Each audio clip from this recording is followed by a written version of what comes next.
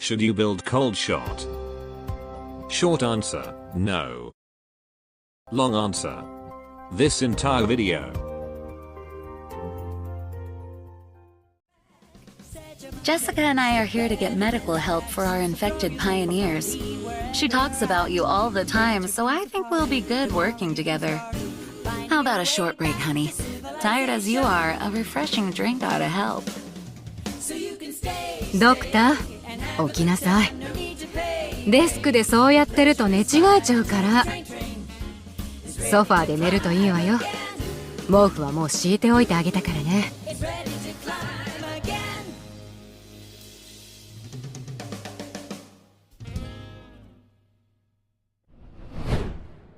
Animeterong, also known as Helena, codename Coldshot, an Ilafir from Colombia, was introduced to us by operator Jessica, and currently assisting Rhodes Island branch office in the Colombian frontier.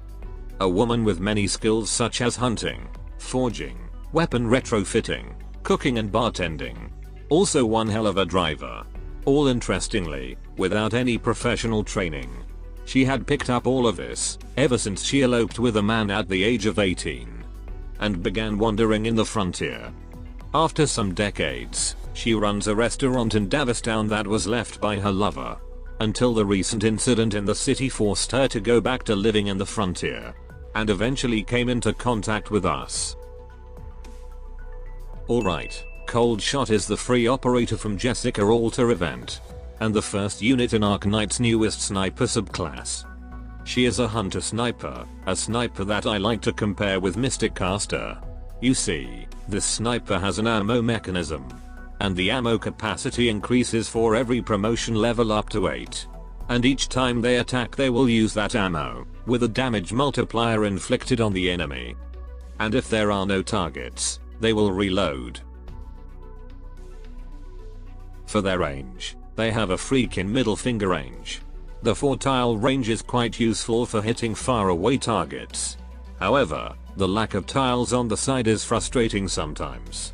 But probably the idea behind this is to help this archetype attack a certain target only. When you use this archetype, better don't make them keep attacking unless it's the main target.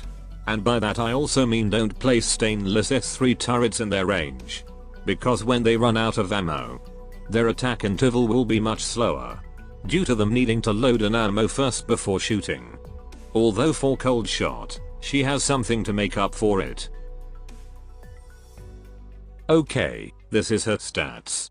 The offense and offensive stats are more or less like a besieger, with a cost and redeploy time that you can easily decrease by buying her potential from the event shop.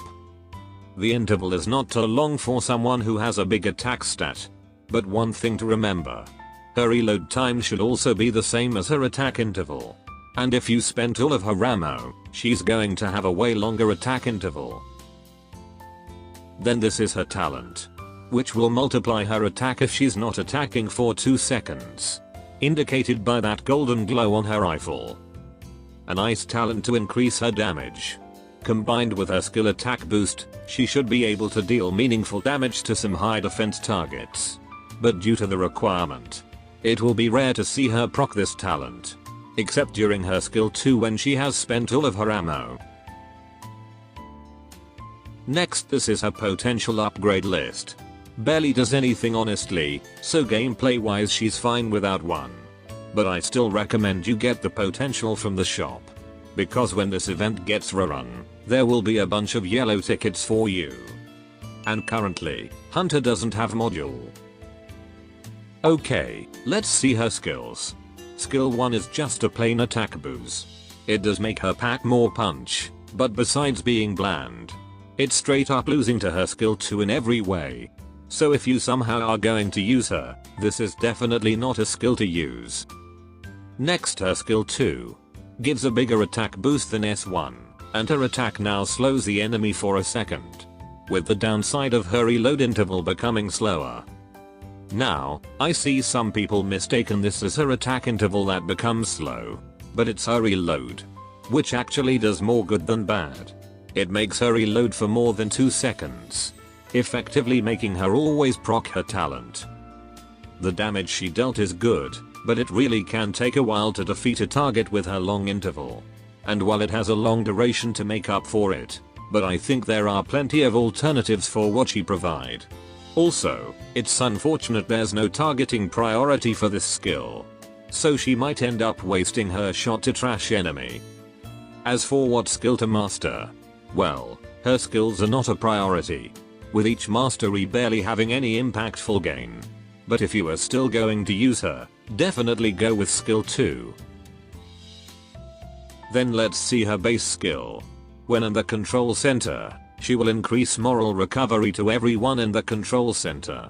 And when in the dorm, she gives plus 0.8 moral recovery, distributed evenly to other ops in the dorm whose moral aren't yet full. So, should you build Coldshot? I think it's very unnecessary to build her, both for newbie or long-time players. Although she is definitely a usable unit for newbie to handle early enemies without much investment. But other than damage, that is probably not the most effective. And most hard-hitting 5-star can also do if not better. She doesn't provide any other utility. Nor is she a strong choice to invest for future content. By the way, this is the game's first take on the hunter class. And you'll be relieved that the next hunter we should get is actually great. That should be all. Adios.